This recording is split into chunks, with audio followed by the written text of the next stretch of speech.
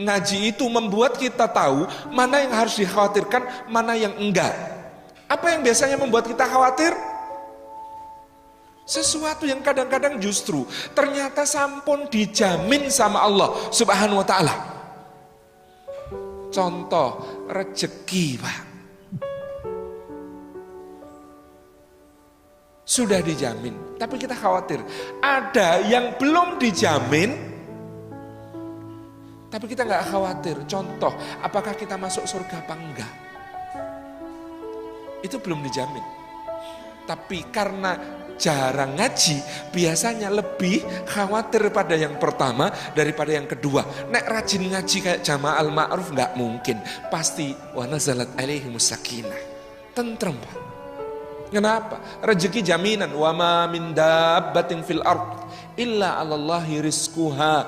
Tidak ada yang melata di bumi melainkan Allah Subhanahu wa ta'ala menjamin rizkinya. Lo melata itu apa? Kata Imam Ibnu Katsir, jalannya nggak pakai kaki, nggak pakai anggota gerak, Pak. Jalannya pakai dada dan perut. Itu saja yang jalannya pakai dada dan perut. Oleh Allah Subhanahu wa ta'ala dijamin rizkinya. Bagaimana manusia yang Allah mengatakan walaqad karamna bani Adam. Sungguh benar telah kami muliakan anak-anak Adam. Allahu yarham Kiai Haji Mu'tamid Khalil, guru saya dulu, waktu saya umur masih 13-an tahun, tiba-tiba nepuk-nepuk pundak saya dan kemudian mengatakan, Salim, besok kalau gede gak usah jadi pegawai negeri. Saya kagetnya kenapa, Pak? Bapak saya pegawai negeri, ibu saya pegawai negeri, kakek saya dari ibu pegawai negeri. Saya tanya, kenapa Kiai? Karena pegawai negeri itu rezekinya bisa disangka-sangka, diduga-duga. Ditang-hitung ya semono iku mensasi.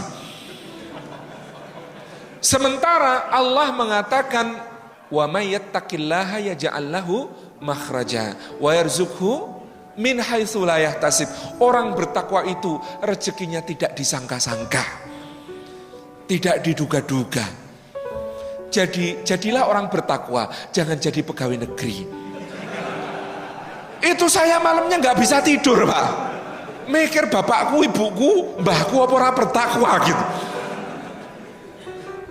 Lalu saya kemudian sampai pada kesimpulan, oh maksud guru saya itu yang keliru bukan jadi pegawai negerinya yang gajinya tetap, atau jadi pegawai swasta yang take home pay-nya jelas. Bukan, Pak, yang keliru adalah mengira bahwa satu-satunya rizki adalah gaji. Keliru. Dan keliru lagi mengira satu-satunya jalan rizki adalah pekerjaan. Enggak. Saya pernah ketemu orang gajinya besar, rezekinya kecil, Pak. Gaji besar, rezeki kecil ya? Gaji besar, rezekinya kecil. Lawang saya qadarullah nggak kebagian kursi ekonominya Garuda. Ya wis kepeksa mulya sithik numpak kelas bisnis. Duduk sebelah saya direktur sebuah BUMN. Untungnya naik Garuda kelas bisnis itu, Pak, berkurang godaan. Soalnya nggak ketemu pramugari, ketemunya buliknya pramugari. Wah, sepuh-sepuh itu kan. Terus itu buliknya itu nyuguh makanan macam-macam, sak tataan gede gitu, hiasannya api-api gitu kan. Saya disuguh itu, tak maem, ngemel saya, seneng gitu. Yang sebelah saya itu nyekeli gelas, kenceng nyekelinya, isinya air putih tok, digelenggang-gelenggang sambil ngeliatin saya tampak cemburu gitu. Maka saya tanya, Pak kok nggak dar, Pak? Nasib, Dek. Loh, nasib gimana? Dulu waktu muda tuh saya pengen makan enak, nggak kuat beli. Lah sekarang kuat beli, nggak boleh sama dokter. Mau makan gurih, kata dokter, jangan, Pak, kolesterolnya. Mau makan manis, kata dokter, jangan, Pak, diabetesnya. Mau makan asin, kata dokter, jangan, Pak, hipertensinya. Mau makan kacang saja, kata dokter, jangan, Pak, asam uratnya. Dan terus dia ngeliatin saya gitu. Saya waktu itu merasa sangat kaya raya, Pak. Rezeki itu bukan soal apa yang bisa dibeli, apalagi duitnya berapa, gajinya berapa. Banyak orang gajinya besar, rezekinya kecil. Dan banyak orang gajinya kecil, rezekinya kecil.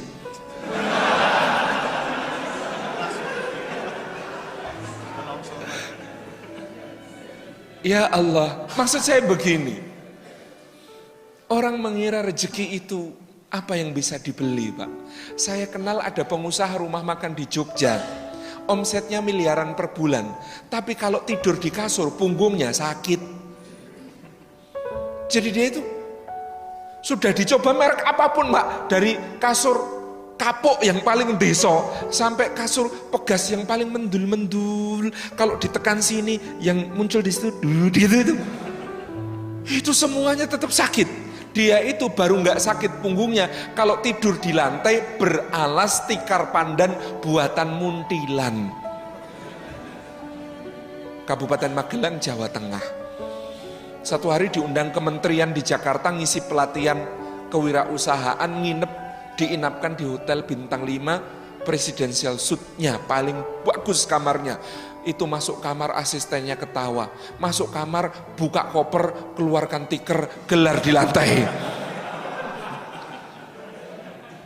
Lalu saya bulan Februari 2014 itu majalah The Economist ada cerita tentang sebuah maskapai penerbangan, salah satu yang terbesar di dunia, punya ratusan unit pesawat terbang di seluruh dunia.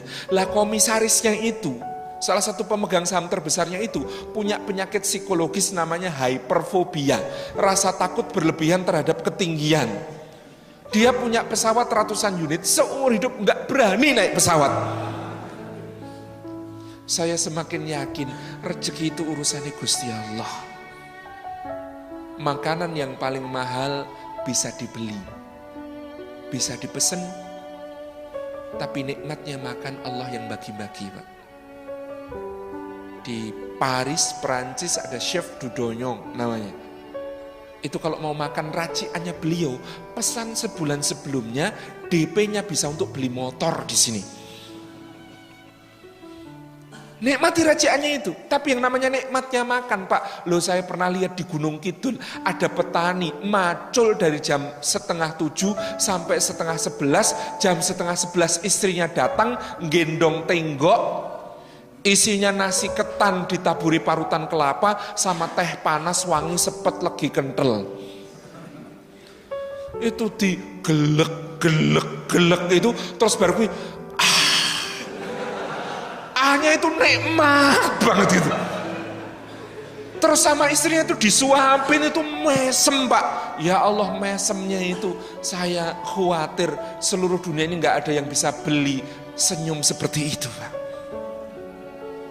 Tuh, nikmatnya tidur itu Allah yang bagi, Pak. Meskipun kamar hotel termahal dengan kasur paling empuk, layanan servis paling premium, ditawarkan hotel Burj Al Arab di Dubai yang mengaku bintang 7 satu-satunya di dunia. Padahal di Indonesia banyak bintang 7, puyer obat sakit kepala. Itu di sana, Masya Allah. Kayak apa layanannya? Oh, saya pernah ke sana, Pak. Takon, gak nginep gak iso turu, mikir bayar gua apa. Ya Allah, itu bayarnya, Pak. Bayar sekamar di Burj Al Arab itu, yang suite paling mahal itu, yang artis Hollywood rebutan nginep di situ karena prestis itu di sini bisa untuk membangun rumah, Pak. Harga sewa semalamnya itu. Tapi nikmatnya tidur Allah yang bagi-bagi. Lah anak pemulung di Jakarta itu loh, naik gerobak bapaknya, alasnya karton kerdus, selimutnya koran, bantalnya kayu. Wah, itu nyenyaknya luar biasa, dibangunin susah. Ya Allah, rizki itu bukan duit, Pak. Ya Allah, ada orang punya banyak duit tapi enggak rizkinya, Pak. Bekerja keras, membanting tulang sampai linu-linu, memeras keringat sampai kering badannya gitu ya, sampai umur 63 tahun, di depositonya kumpul 10 triliun, terus besok pagi wafat. Lah terus 10 triliun itu hasil kerjaannya nyapek ke badan itu rezekinya siapa, Pak? ya iso ahli waris, ya iso musuh bisnis. Lah Allah itu nggak kekurangan cara untuk nganter kepada yang sudah tertulis di Lauhil Mahfud. Dan itu ahli waris yang kejam, Pak. Di Jogja itu kalau ada orang meninggal hari ini, memakamkannya besok, maka anak-anaknya akan mengatakan, nyuwun sewu Bapak Ibu sekalian, insya Allah jenazah Bapak malam ini diinapkan dulu di rumah, memakamkannya besok. Diinapkan. Nginep itu di rumah sendiri apa di rumah orang, Pak? Nginep itu di rumah sendiri apa di rumah orang? Di rumah orang, nggak ada saya nginep di rumah saya sendiri, nggak ada. Nginep itu pasti di tempat orang. Itu baru meninggal hari ini. Saya bangun sejak bata pertama sampai keramik terakhir. Beliau wafat hari ini. Anak-anaknya dengan tega mengatakan, Bapak malam ini nginep di sini. Berarti sudah bukan rumahnya. Padahal masih ada jasadnya di situ. Hak miliknya sudah dicabut sama anak-anaknya.